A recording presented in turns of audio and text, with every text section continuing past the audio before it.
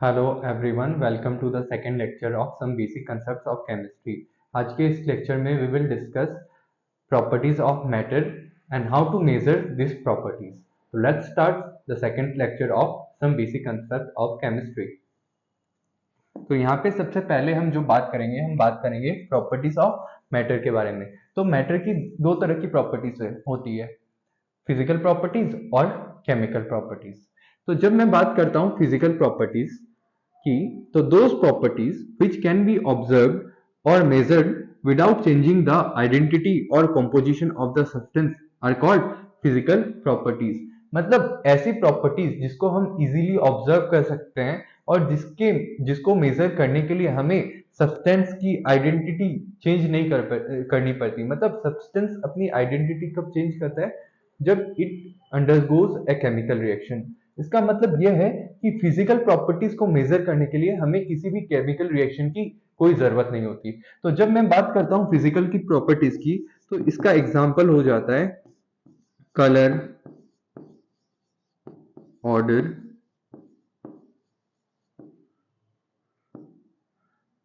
Order, density, boiling point, melting point, etcetera. तो जब भी हम फिजिकल प्रॉपर्टीज मेजर करते हैं, तो यहाँ पे हमें किसी भी केमिकल रिएक्शन की जरूरत नहीं पड़ती। हम जस्ट देख के ही क्या कर सकते हैं, हम इनको ऑब्जर्व या फिर मेजर कर सकते हैं। अब जब मैं बात करता हूँ केमिकल प्रॉपर्टीज की, तो केमिकल प्रॉपर्टीज को मेजर करने के लिए कि measurement of chemical properties requires a chemical change to occur. मतलब जब हम बात करेंगे केमिकल प्रॉपर्टीज की, तो हमें क्या चाहिए होगा? Chemical reaction. मतलब यहाँ पे क्या होगा कि यहाँ पे रिएक्टेंट किस में कन्वर्ट हो रहा होगा? प्रोडक्ट में।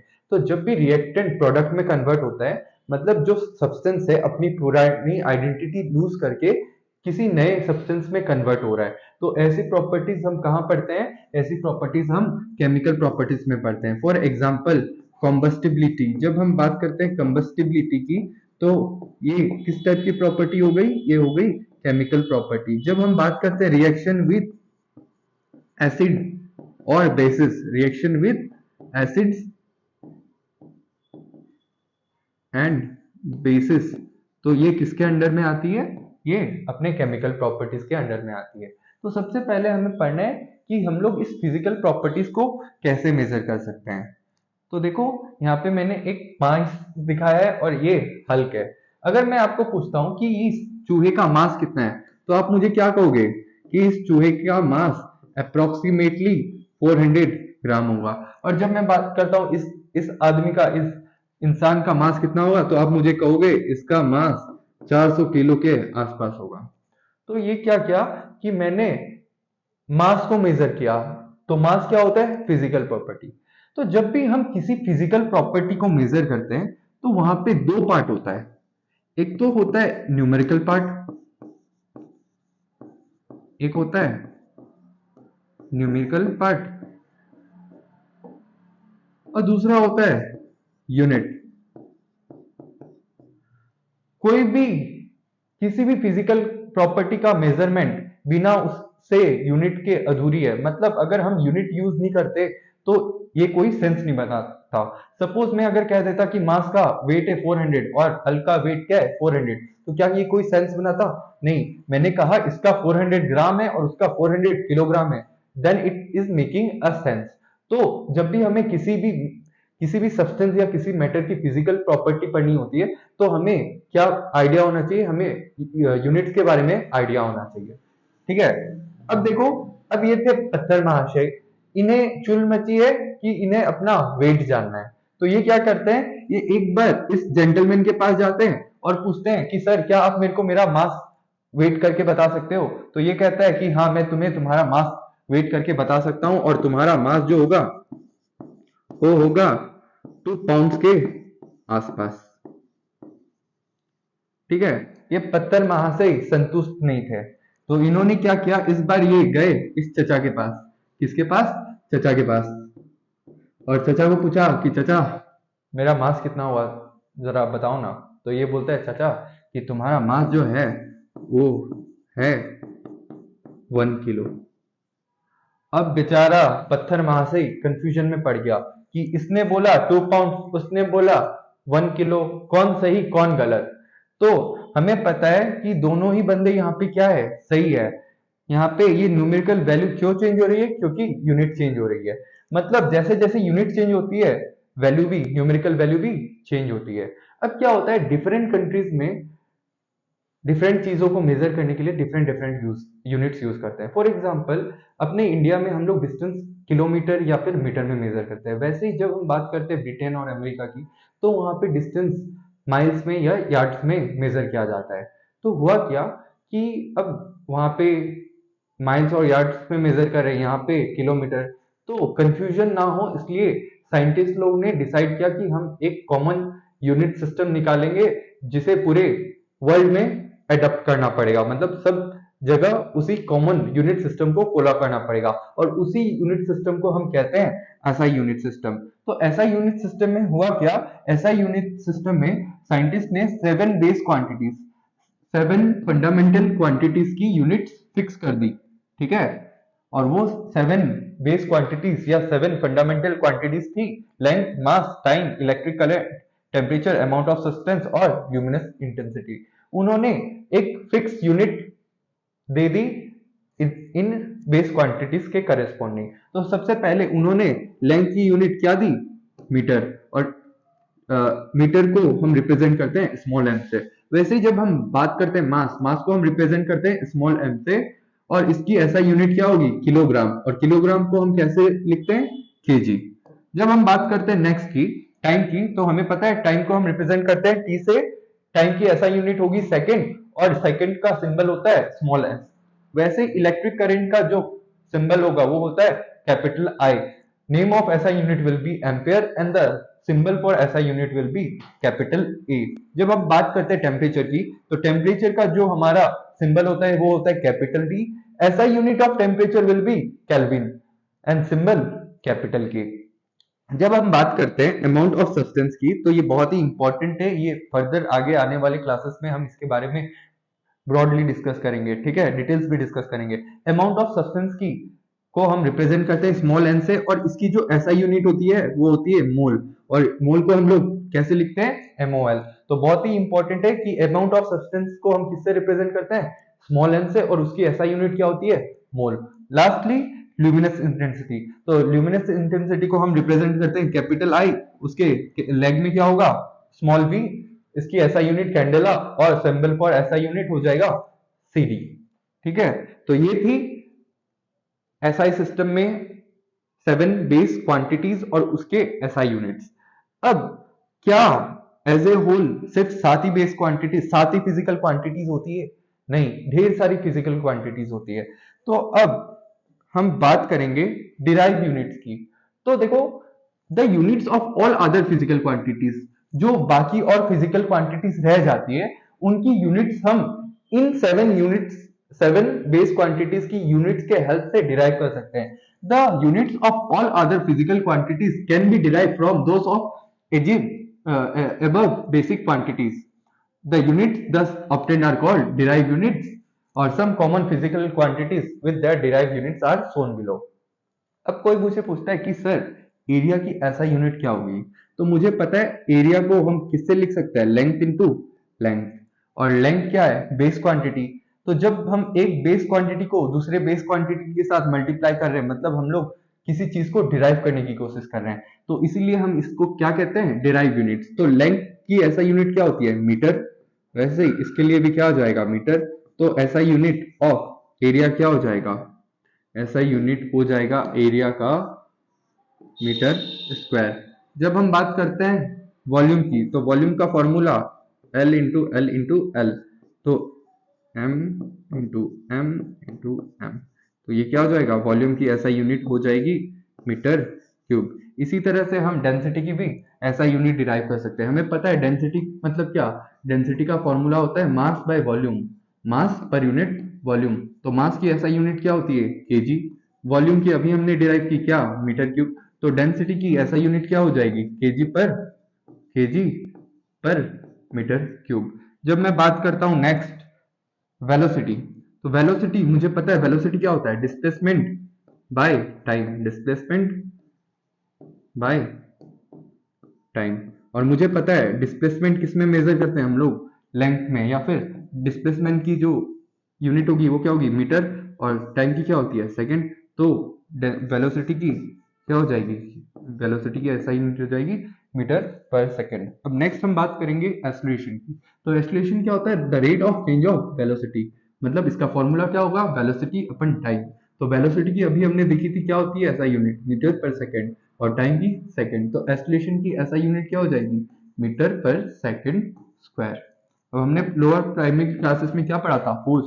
तो फोर्स क्या होता है, force equals to mass into acceleration. तो मास का ऐसा यूनिट क्या, केजी, एक्सेलरेशन की ऐसा यूनिट क्या, मीटर पर सेकंड स्क्वायर। तो फोर्स की ऐसा यूनिट क्या हो गई, केजी पर मीटर सेकंड स्क्वायर। प्रेशर की बात करें तो प्रेशर क्या होता है, प्रेशर होता है फोर्स पर यूनिट एरिया। तो मुझे पता है फोर्स की ऐसा यूनिट क्या, केजी मीटर पर सेकंड स्क्वायर, और एरिया की मीटर स्क्वायर। तो प्रेशर की यूनिट क्या हो जाएगी, केजी पर मीटर पर सेकंड स्क्वायर। तो इस तरह से हम क्या कर सकते हैं, डिराइव कर सकते हैं यूनिट्स। ठीक है, तो नेक्स्ट अब हम पढ़ेंगे prefixes used in SI system. तो प्रेफिक्सेस मतलब, प्रेफिक्सेस नाम से पता चलता है प्रेफिक्सेस में प्री आता है, मतलब हम लोग जो प्रेफिक्स यूज करते हैं वो वर्ड के पहले, ठीक पहले यूज करते हैं। तो देखो, जब भी हम बात करते हैं पिको की, जब हम यूज करते हैं पिको एज ए प्रेफिक्स, तो हम उसको किस फैक्टर से मल्टीप्लाई करेंगे, 10 टू द पावर -12। और पिको के लिए हम क्या यूज करते हैं, स्मॉल पी। वैसे ही जब हम बात करते हैं नैनो, तो नैनो के लिए हम यूज करते हैं स्मॉल एन, और जब नैनो आ जाएगा तो हम किससे मल्टीप्लाई करेंगे, 10 टू द पावर -9। माइक्रो के लिए हम 10 टू द पावर -6 फैक्टर से मल्टीप्लाई करते हैं, मिली के लिए -3, सेंटी के लिए 10 टू द पावर -2, डेसी के लिए 10 टू द पावर -1, किलो के लिए 10 टू द पावर 3, मेगा के लिए 10 to the power 6, similarly giga के लिए 10 टू द पावर 9। तो ये सब कुछ बातें हैं जो हमें ध्यान रखनी चाहिए। अगर तुम लोग को ये मतलब अभी कंफ्यूजिंग लग रहा है तो टेंशन मत लो, आगे ये खुद ब खुद हमें लर्न हो जाएगी। हमें बस कुछ बातों का ध्यान होना चाहिए कि सपोज हम लोग माइक्रो के लिए कौन सा सिंबल यूज करते हैं, म्यू यूज करते हैं, और माइक्रो के लिए किस फैक्टर से मल्टीप्लाई करते हैं, 10 टू द पावर -6। वैसे ही जब हम बात करते हैं मेगा की, तो हम कौन सा सिंबल यूज करते हैं, कैपिटल एम। पिको के लिए स्मॉल पी। ठीक है, तो चलिए हम इसके एप्लीकेशंस देखते हैं, और एप्लीकेशंस की मदद से हम इसको समझने की कोशिश करते हैं। तो अभी क्या दिया हुआ है कि सम यूजफुल कन्वर्जन फैक्टर्स, मतलब हम यूनिट कन्वर्जन सीखते हैं। ठीक है, तो यहाँ पे सबसे पहले हम लेंथ को कन्वर्ट करेंगे। अब मुझे पूछा है 1 पिकोमीटर में कितना मीटर होगा। तो देखो यहाँ पे मैंने बताया था जब भी पिको प्रेफिक्स आ जाए हम लोग किससे मल्टीप्लाई करेंगे, 10 टू द पावर -12। तो 1 पिकोमीटर में 10 टू द पावर -12 मीटर। तो मैं क्या लिख सकता हूँ कि 1 मीटर में कितना पिकोमीटर होगा, 1 by 10 to the power -12 picometre, या फिर 1 मीटर में कितना picometre, 10 to the power 12 picometre. 1 picometre में 10 टू द पावर -12 मीटर, और 1 मीटर में 10 टू द पावर 12 पिकोमीटर। जब मैं बात करता हूँ 1 एंगस्ट्रॉम की, 1 एंगस्ट्रॉम में 10 टू द पावर -10 मीटर होता है। 1 नैनोमीटर में 10 टू द पावर -9 मीटर होता है। सिमिलरली 1 मिलीमीटर में 10 to the power -3 metre. 1 centimetre की बात करूं तो इसमें 10 टू द पावर -2 मीटर। अगर 1 डेसीमीटर की बात करूं तो इसमें 10 टू द पावर -1 मीटर। अब नेक्स्ट जो है, नेक्स्ट हम बात करेंगे टेम्परेचर की। तो अभी याद करो हमने लिखा था ऐसा unit of temperature is kelvin, और हमने आज तक टेम्परेचर किस में पढ़े थे हम लोग, डिग्री सेल्सियस में। तो जब भी हम लोग को डिग्री सेल्सियस को केल्विन में कन्वर्ट करना होता है तो हम ये फॉर्मूला यूज करते हैं, temperature in kelvin equals to temperature in degree Celsius plus 273.15। तो ये तो हो गया हमारा एक्चुअल फॉर्मूला, लेकिन टू मेक कैलकुलेशन इजियर हम इसको 273 कंसीडर करते हैं इंस्टेड ऑफ 273.15। फॉर एग्जांपल मेरे को कैलकुलेट करना है कि 27 डिग्री सेल्सियस में कितना कितना केल्विन होगा। तो मैं कैसे कैलकुलेट करूंगा, मुझे पता है temperature in kelvin equals to temperature in Celsius, that is 27 plus 273। तो ये किसके बराबर आ जाएगा, 300 केल्विन। मतलब 27 डिग्री सेल्सियस में कितना केल्विन, 300 केल्विन। नेक्स्ट हम बात करेंगे वॉल्यूम की। तो मैंने क्या किया, मैंने एक क्यूब लिया जिसकी लेंथ मैंने ले ली 1 डेसीमीटर।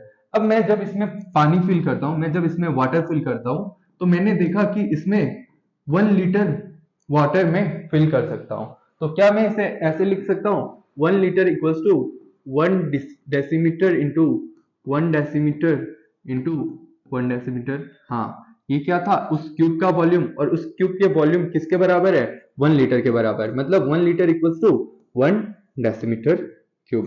करेक्ट। अब देखो, अब मुझे पता है, अभी मैंने थोड़ी देर पहले पढ़ा था कि 1 decimetre equals to 10 to the power minus 1 metre. तो मैं इसको कैसे लिख सकता हूं, मैं इसको ऐसे लिख सकता हूं, 10 to the power minus 1 metre into 10 to the power minus 1 metre into 10 to the power minus 1 metre. तो ये किसके बराबर हो जाएगा, 10 to the power minus 3 metre cube के बराबर हो जाएगा। अब मुझे पता है 1 मीटर इक्वल्स टू 100 सेंटीमीटर। तो 10 to the power minus 1 metre किसके बराबर हो जाएगा, 10 to the power minus 1 into 100, that is equals to 10 centimetre. तो मैं इसको कैसे लिख सकता हूँ, 10 centimetre into 10 centimetre into 10 centimetre. तो ये किसके बराबर हो गया, 10 to the power 3 centimetre cube. तो मैं क्या मैं इसको ऐसा लिख सकता हूँ, 1 litre equals to 1 dm cube equals to 10 to the power minus 3 metre cube equals to 10 to the power 3 centimetre cube.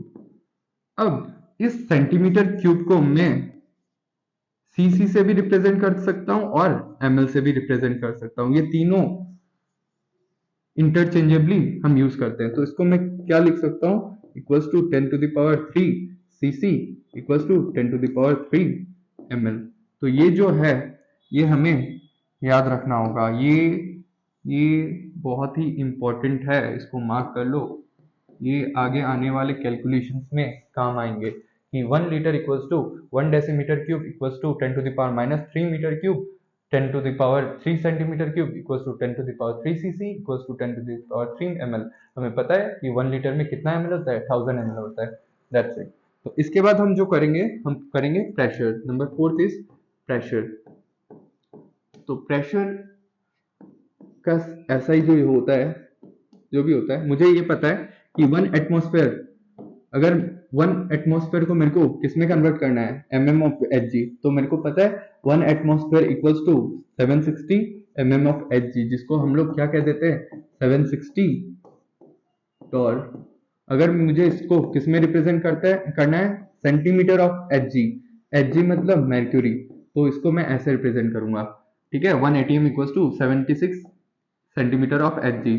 अगर मेरे को इसको बार में रिप्रेजेंट करना है तो 1 atm इक्वल्स टू 1.01325 बार, और मेरे को अगर इसको पास्कल में रिप्रेजेंट करना है तो 1.01325 into 10 to the power 5 pascal. तो ये जो बातें हैं ये हमें ध्यान रखनी पड़ेगी।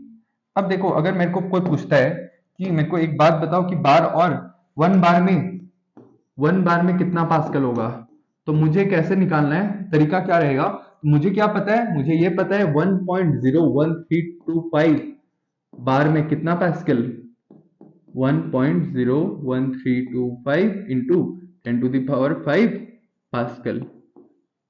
अब क्या होगा देखो, अब ये और ये कैंसिल हो जाएगा, तो क्या आ गया, 1 bar equals to 10 to the power 5 pascal. तो ऐसे हम रिलेशन निकाल सकते हैं। समझ आया? तो ये था सम यूजफुल कन्वर्शन फैक्टर्स। अब नेक्स्ट जो हम पढ़ेंगे that is uncertainty in measurement. तो देखो, ये अनसर्टेनिटी इन मेजरमेंट होता क्या है, जब भी हम किसी चीज की मेजरमेंट करते हैं तो एरर होता है वहां पे। कभी एरर हमारी गलती की वजह से होता है, कभी एरर मशीन की या फिर इंस्ट्रूमेंट जो हम यूज कर रहे हैं उसकी गलती की वजह से होता है। तो अल्टीमेटली ये जो गलती होती है इसी को हम अनसर्टेनिटी इन मेजरमेंट कहते हैं। मतलब हम लोग कोई भी फिजिकल प्रॉपर्टी को एक्यूरेटली मेजर नहीं कर सकते। तो यहाँ पे जब हम बात करते हैं अनसर्टेनिटी इन मेजरमेंट की, तो यहाँ पे 2 टर्म्स आते हैं, प्रिसिशन एंड एक्यूरेसी। बहुत ही इंपॉर्टेंट टर्म है, बहुत ही फ्रिक्वेंटली बोर्ड के एग्जाम में और हमारे एंट्रेंस में भी पूछा जाता है, तो क्या प्रिसीजन क्या होता है और एक्यूरेसी क्या होता है। तो सबसे पहले इसकी डेफिनेशन को देखते हैं। Precision refers to the closeness of various measurements for the same quantity. ठीक है, वैसे ही जब बात करता हूं एक्यूरेसी की, accuracy is the agreement of a particular value to the true value. अगर मैं सिंपल लैंग्वेज में बोलूं, प्रिसिशन मतलब क्लोजनेस ऑफ वेरियस मेजरमेंट्स, वैसे ही एक्यूरेसी मतलब कि जो हमारी वैल्यू निकल के आई है वो ट्रू वैल्यू के साथ किस हद तक रिजेंबल करती है। चलिए इसको एक एग्जांपल के थ्रू समझते हैं। तो मैंने क्या किया, मैंने एक रूम का लेंथ मेजर किया और मुझे रूम का लेंथ मिला 10.5 मीटर। अब मैंने क्या किया, मैंने 4 स्टूडेंट्स बुलाए और उनको कहा कि जाओ रूम की लेंथ मेजर करो और मेरे को रिजल्ट बताओ, तुम्हारे रिजल्ट क्या आए। तो स्टूडेंट ए आया, उसने 5 बार एक्सपेरिमेंट किया और उसने अपने रिजल्ट मेरे को दिखाए। ठीक है, ये थे उसके रिजल्ट और ये था एवरेज किसका, इसका रिजल्ट का, इसके एक्सपेरिमेंट का एवरेज था वो। तो जब मैं बात करता हूं प्रिसिशन की, तो प्रिसिशन रेफर्स कि ये जो वैल्यूज है, ये जो हमने वेरियस मेजरमेंट्स किए, ये कितने क्लोज हैं, ये कितने क्लोज हैं, इसी को हम प्रिसिशन कहते हैं। Precision refers to the closeness of various measurements. जबकि एक्यूरेसी क्या बताता है कि ये अपना जो रिजल्ट है, जो हमारा रिजल्ट है, वो ट्रू वैल्यू को कितना रिजेंबल करता है। तो जितने ज्यादा ये क्लोज होगा एक्यूरेट वैल्यू के, उतनी ज्यादा एक्यूरेसी। वैसे ही जितने ज्यादा ये मेजर्ड वैल्यूज क्लोज होंगे, उसको हम बोलेंगे अच्छा प्रिसिशन।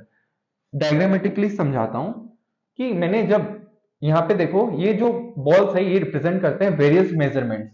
ये जो येलो बॉल रिप्रेजेंट करता है, ये इन 5 मेजरमेंट के एवरेज को रिप्रेजेंट करता है, और ये जो लाइन है ये अपने करेक्ट वैल्यू को रिप्रेजेंट करती है। तो अब देखो, यहाँ पे हम देख सकते हैं कि यहाँ पे क्या हो रहा है, यहाँ पे जो मेजर्ड वैल्यूज है वो एक दूसरे के बहुत पास में है, और जो हमारा एवरेज वैल्यू है वो किसके बराबर है, वो करेक्ट वैल्यू के बराबर है। तो सिंस यहाँ पे वेरियस मेजर्ड वैल्यूज क्या है, एक दूसरे के आसपास है, तो हम क्या कह सकते हैं, यहाँ पे प्रिसिशन कैसा है, यहाँ पे प्रिसिशन अच्छा है, गुड प्रिसिशन। और यहाँ पे सिंस हमारा जो एवरेज वैल्यू है वो किसके बराबर है, करेक्ट वैल्यू, तो हम ये कह सकते हैं कि यहाँ पे प्रिसिशन भी अच्छा, यहाँ पे एक्यूरेसी भी अच्छी। ठीक है, जब मैं बात करता हूं इस एग्जाम्पल की, तो यहाँ पे देखो, यहाँ पे वेरियस जो मेजरमेंट्स है वो एक दूसरे के आसपास तो है, लेकिन जो हमारा एवरेज वैल्यू है वो क्या है, काफी दूर है किससे, करेक्ट वैल्यू से। तो यहाँ पे हम कहेंगे कि हमारी प्रिसिशन कैसा होगा, प्रिसिशन तो अच्छा है क्योंकि मेजर्ड वैल्यूज एक दूसरे के आसपास है। लेकिन एक्यूरेसी कैसी है, पुअर एक्यूरेसी। यहाँ पे देखो, यहाँ पे जो मेजर्ड वैल्यूज है वो क्या है, एक दूसरे से दूर है, तो यहाँ पे हम क्या कहेंगे, पुअर प्रिसिशन। लेकिन जो हमारी एवरेज निकल के आई है वो क्या है, वो करेक्ट वैल्यू से रिजेंबल करता है, तो यहाँ पे हम कहेंगे poor precision but good accuracy. और जब हम बात करते हैं लास्ट एग्जांपल की, तो यहाँ पे देखो मेजर्ड वैल्यूज एक दूसरे से काफी दूर है, प्लस ये जो एक्यूरेट मतलब जो एवरेज वैल्यू है वो भी करेक्ट वैल्यू से क्या है, दूर है। तो हम कहेंगे यहाँ पे प्रिसिशन भी कैसा है, पुअर, और एक्यूरेसी भी कैसी है, poor precision and poor accuracy. तो precision refers to the closeness of various measurements, कि हमने जो मेजर्ड वैल्यूज है वो कितने आसपास है, अगर ज्यादा आसपास है तो उनका प्रिसिशन क्या है, अच्छा है। और जब हम बात करते हैं एक्यूरेसी की, तो हमारा जो एवरेज वैल्यू है, मतलब जो रिजल्ट है, वो ट्रू वैल्यू के साथ किस हद तक मैच करता है। अगर वो एग्जैक्ट बराबर है मीन्स गुड एक्यूरेसी, अगर वो थोड़ा सा डाइवर्ट करता है मीन्स एक्यूरेसी क्या है, पुअर। तो यही था प्रिसिशन एंड एक्यूरेसी। तो आज की क्लास यहीं पे मैं एंड करता हूं, दैट्स इट, थैंक यू।